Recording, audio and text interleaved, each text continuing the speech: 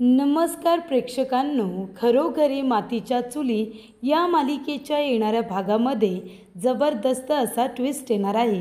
तर प्रेक्षकांनो, इथे सौमित्रला जानकीने जबाबदारी दिलेली असते की तुम्ही पार्वतीबद्दल म्हणजे लताबद्दल खरी खरी माहिती काढा, तुम्हाला माझं हे काम करावंच लागेल असं जानकीने सौमित्रला सांगितलेलं असतं। तेव्हा ही केस आता मी तुमच्याकडे देते असं म्हणाल्यानंतर सौमित्र इथे जानकीने दिलेलं काम अगदी पूर्ण करत असतो आणि त्यासाठीच मंगळगौरीच्या दिवशी सौमित्र मुंबईमध्ये असतो, कारण त्याने एका व्यक्तीला जबाबदारी दिलेली असते लताबद्दलची माहिती काढण्यासाठी आणि त्याच्या खबरीने ती माहिती आता सौमित्रला दिलेली असते।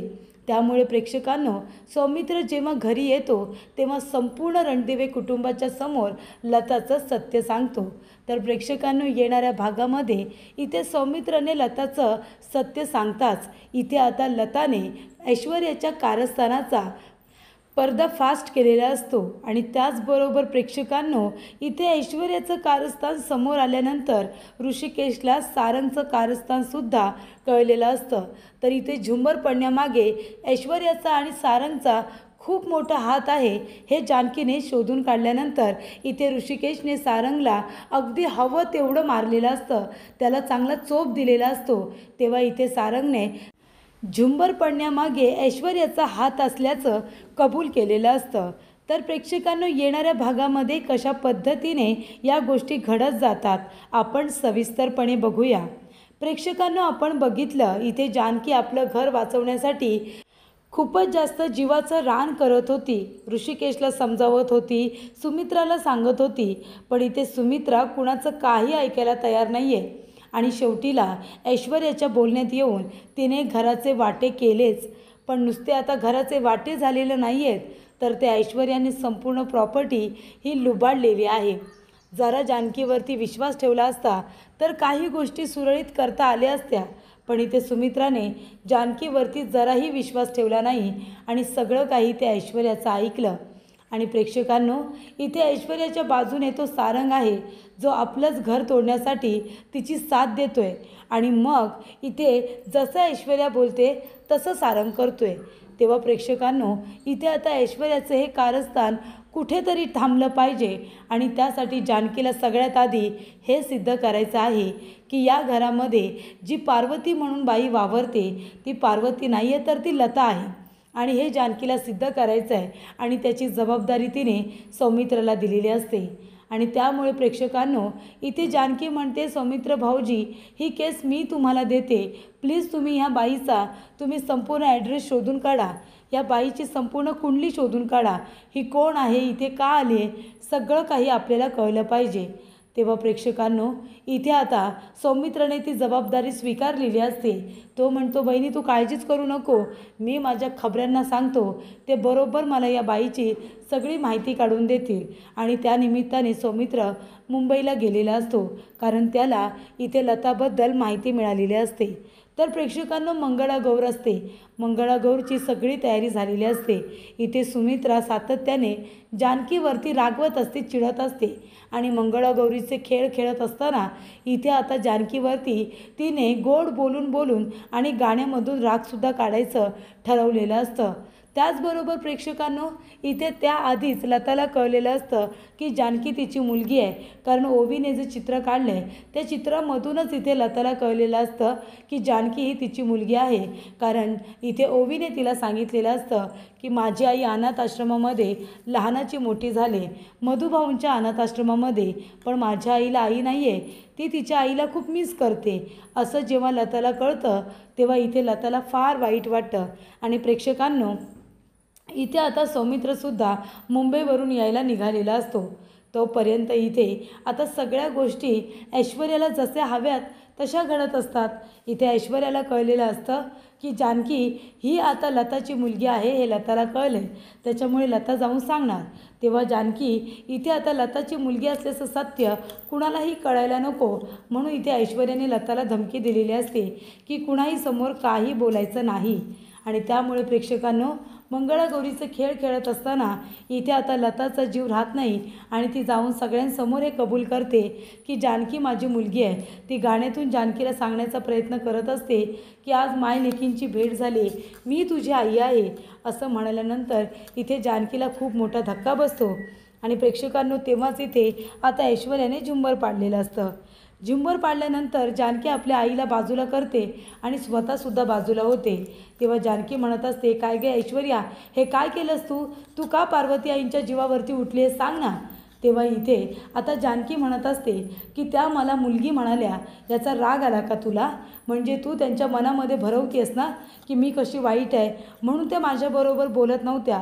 पण त्यांना कळलं आहे की मी चांगलीच आहे, कळलं तुला, आणि म्हणून त्यांना मारण्याचा प्रयत्न करत होतीस.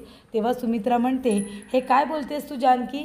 तू आतासुद्धा सगळ्या बायकांसमोर इथे ऐश्वर्यावरती आरोप करतेस का?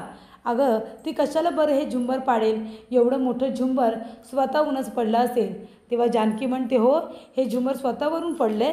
तेव्हा इथे जानकी जाते आणि ऐश्वर्याने आता जो इथे डेकोरेशनचा भाग असतो त्या ठिकाणी इथे गोंड्याची फुलं लावलेली असतात, वेली सोडलेल्या असतात. तेव्हा तिथे गोंड्याची जी माळ असते त्याच्यामध्ये तिने एक पूर्णपणे दोरी जी असते, जी तिला खेचायची असते, ती दोरी त्याच्यामध्ये अडकवून ठेवलेली असते. आणि त्यामुळे इथे जानकी जाताना म्हणते, आई हे बघा तुमच्या लाडक्या सुनेचं कारस्थान बघा. तिने ह्या गोंड्याच्या माळेला ही रस्सी गुंडाळून ठेवले आणि आता पार्वती आई आणि आम्ही दोघीजणी जेव्हा उभ्या होतो ना तेव्हा तिने हीच रस्सी खेचली, बघितली ना मी. तेव्हा हे कारस्थान तू काल केलंस ना ऐश्वर्या? आम्ही सगळेजण खेळत होतो तेव्हा सारंग म्हणतो, ए वहिनी, अगं काय बोलतेस तू हे? तेव्हा अवंतिका म्हणते, का भाऊजी, बरोबर त्याच बोलत आहेत, सांगा ना मग ही रस्सी कुठून आली ही रस्सी आणि का खेचली असेल ती?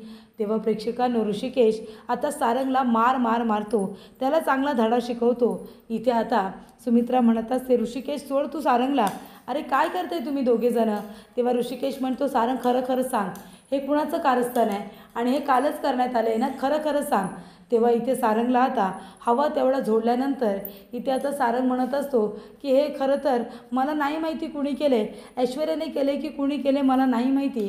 तेव्हा ऋषिकेश म्हणतो, म्हणूनच आलं होतंस ना आम्हाला सगळ्यांना बोलायला की बाहेर जाऊया, आपण सगळे एकत्र खेळूया. मग आपण खेळत असताना तुझी बायको हेच कारस्थान करण्यासाठी आतमध्ये आली होती आणि जानकीने तिला विचारलं तर तिने तिलाच खोटं ठरवलं, बरोबर ना? कारण जानकीला नाहीतर पार्वती आईला मारायचं होतं आणि हा डाव इथे आता जानकीने उद्ध्वस्त केला. म्हणूनच तुम्ही बोलताय ना सगळेजणं की इथे हे सगळं ऐश्वर्याने नाही केले, म्हणून हे ऐश्वर्यानेच केले सगळेजणं. तेव्हा ऐश्वर्याची साथ देत होते आणि हे कारस्थान दुसरं कोणी तिच्याशिवाय करणारच नाही, मला बरोबर माहिती आहे. तेव्हा प्रेक्षकांनो, इथे जानकी म्हणते, पार्वती आई तुम्हाला कुठे लागलं तर नाही ना? तेव्हा इथे खरं तर लताला सांगायचं असतं की मी तुझी आई आहे, म्हणून मी ऋषिकेशची आई नाही तर मी तुझी आई आहे. तेव्हा इथे जानकी म्हणते, चला मी तुला काही हवं नको ते देते, चला. तेव्हा तिची व्यवस्थित जानकी आता काळजी घेत असते आणि ऐश्वर्याला सांगून ठेवते की पार्वती आईपासून लांब राहायचं, कळलं ना? जर त्यांना काही तू केलंस ना तर माझ्यापेक्षा वाईट कुणीही नसेल, त्यांना माझ्याबद्दलचं खूप मोठं सत्य माहिती आहे, हे तुला मला कळू द्यायचं नाही आहे, म्हणून तू हे सगळं करतेस ना? तेव्हा सुमित्रा म्हणते, अगं काय बोलतेस तू जानकी? तेव्हा जानकी म्हणते, हो आई, खरं तेच मी बोलते. त्यानंतर प्रेक्षकांनो, इथे आता ओवी म्हणत असते, आई हे बघ ना, मी तुझी ड्रॉइंग काढले, छान आहे ना, आवडली तुला? तेव्हा इथे ओवी म्हणते की आई तुझा तो फोटो हरवला ना, म्हणून मी तुझ्यासाठी हे चित्र काढलं आहे, आता मी रंग वगैरे देईन, मग तर तुला आवडेल ना? तेव्हा इथे पार्वती म्हणत असते, अगं आता त्या फोटोची गरज नाही आहे तिला ओवी, अगं तिची खरी आई आहे ना तिच्याजवळ, मला माझ्या लेकीचे लाड करायचे आहेत, तिची माया करायची आहे, तिच्यावरती खूप प्रेम करायचं आहे. पण ह्या ऐश्वर्याने मला धमकी दिली, जर मी माझ्या मुलीला काही सांगितलं तर या घरातल्यांना माझ्या विरोधात भडकवेल आणि माझ्या ओवीलासुद्धा माझ्यापासून दूर करेल आणि माझ्या जानकीलासुद्धा. काय करू मी आता? कसं माझ्या लेकीला सांगू की मीच तिची आई आहे म्हणून? तेव्हा प्रेक्षकांनो, इथे आता सौमित्रसुद्धा येणार असतो. तोपर्यंत ऐश्वर्याने लताला धमकीही दिलेलीच असते. सौमित्र मुंबईवरून आल्यानंतर तो सगळ्यांना आता एकत्र बाहेर बोलावतो आणि म्हणत असतो, अगं वहिनी, तू मला जी जबाबदारी दिली होतीस ना ती जबाबदारी मी व्यवस्थितरित्या पार पाडलेली आहे. तेव्हा जानकी म्हणते, काय बोलताय तुम्ही सौमित्र भाऊजी? तेव्हा सौमित्र म्हणतो, हो अगदी बरोबर. ऋषिकेश दादा कुठे आहे आणि पार्वती आई कुठे आहेत?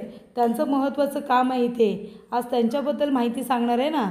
तेव्हा इथे सौमित्र सगळ्यांना आता एकत्र बोलावतो आणि म्हणत असतो की ऐका, आपल्या इथे ऋषिकेश दादाची आई इतक्या वर्षानंतर परत आली आणि त्या म्हणायला लागल्या की त्या ऋषिकेश दादाच्या आई आहेत. बरोबर की नाही? मग ऋषिकेश दादाच्या आई आहेत तर मग त्या ॲक्ट्रेस आहेत का? त्यांचं नाव लता कारखानीस कसं काय असू शकतं आणि त्या ॲक्ट्रेस कशा काय आहेत? तुम्ही तर म्हणत होता की तुम्ही इथे एका वृद्धाश्रमामध्ये राहत होता. मग जर तुम्ही वृद्धाश्रमामध्ये राहत होता तर तुम्ही टी व्ही सिरियलमध्ये काम कशा करताय? तेव्हा इथे सौमित्राने हे सत्य आता सांगितलेलं असतं की वहिनी, तू बरोबर बोलली होतीस. ह्या पार्वती आई नाही आहेत, तर या आहेत लता कारखानीस आणि या खोटं बोलून आपल्या घरामध्ये राहत आहेत. तेव्हा प्रेक्षकांनो, इथे आता खूपच मोठा धक्का बसतो ऐश्वर्याला. ऐश्वर्या म्हणत असते, अरे देवा, या म्हातारीला गप्प राहायला सांगितलं तर हा आला वकिलीगिरी करायला. त्याने सगळी माहिती गोळा करून आणली वाटतं. तेव्हा इथे पार्वती म्हणते की नाही नाही, असं काय नाही आहे. तेव्हा सौमित्र म्हणतो, हो का, माझ्याकडे पुरावा आहे.